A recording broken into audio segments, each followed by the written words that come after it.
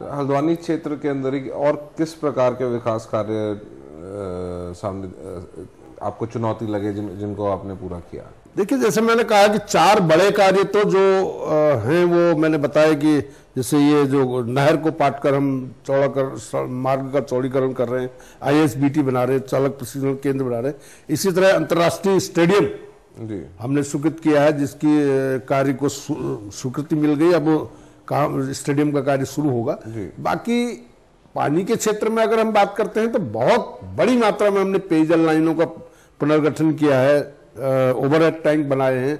लगभग 30 के आसपास हमने सिंचाई और पेयजल के नलकूपों का छिद्रण कार्य किया है। यहाँ पर एक रकसिया नाला नाम से एक नाला है जो बिल्कुल बरसात में एक प्रकार से यूं कहा जाए कि तबाही मचा देता है, एक पूरा इलाके को जलमग्न कर देता। बहुत लंबे समय से उसकी मांग चली आ रही थी और उस मांग को मैंने सरकार से स्वीकृत कराया और वो नाला बनके तैयार हो गया। बहुत उससे लोगों को राहत मिली है।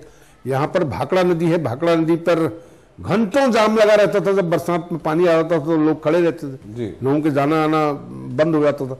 उस पर मैंने एक पुल बनवाया है, तो वो पुल बहुत अच्छा पुल बना है, उससे बहुत बड़ी राहत लोगों को मिल गई है। बिजली के क्षेत्र में बिजली लाइनों को जो घरों के ऊपर जा रही थी, बहुत सी लाइनों को हटाने का काम हमने किया और लगभग अगर मैं हल्द्वानी विधानसभा की चर्चा करूं तो 100 से अधिक ट्रांसफार्मर या तो नए लगाए हैं या उनकी क्षमता वृद्धि की है।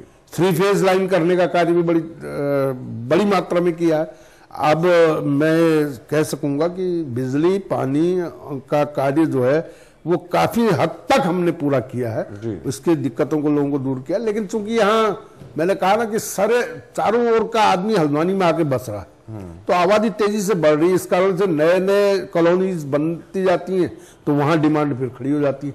लेकिन पीछे हमने बहुत काम इसमें किया।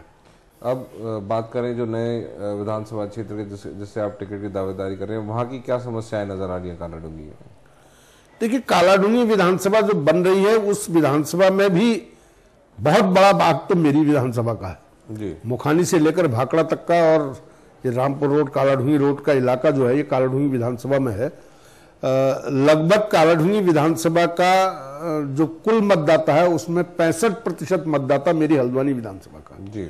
बाकी अन्य जो क्षेत्र जुड़े हैं वो मेरे पूर्ववर्ती विधानसभाएं रही हैं, चाहे वो कालाडूंगी का क्षेत्र जो नैनीताल में है वो रहा हो, चाहे वो रामनगर और कोटाबाग का क्षेत्र रहा हो, रामनगर क्षेत्र में जो जुड़ा हुआ है। ये विधानसभा क्षेत्रों की समस्याओं को मैं ठीक से जानता हूं, समझता हूं। अधिकांश में तो जो समस्या होगी वो पेयजल, सड़क और बिजली की होगी। बाकी स्वास्थ्य के मामले में पूर्व में ही मैंने कोटाबाग में एक बड़ा अस्पताल की स्थापना की है, वहां पर बिजली के पावर हाउस की स्थापना की है। यहाँ कटघरिया में मैंने एक बिजली के सब स्टेशन की स्थापना की है।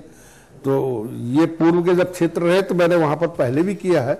और आज भी जैसी यहाँ की समस्या है लगभग वैसी वहां भी है। यह है कि जो नया क्षेत्र जुड़ा है वो इतना घना क्षेत्र नहीं है, कंजेस्टेड क्षेत्र नहीं, लेकिन मेरे लिए वो बिल्कुल मेरा एक किस्म से कहना चाहिए कि मायका है।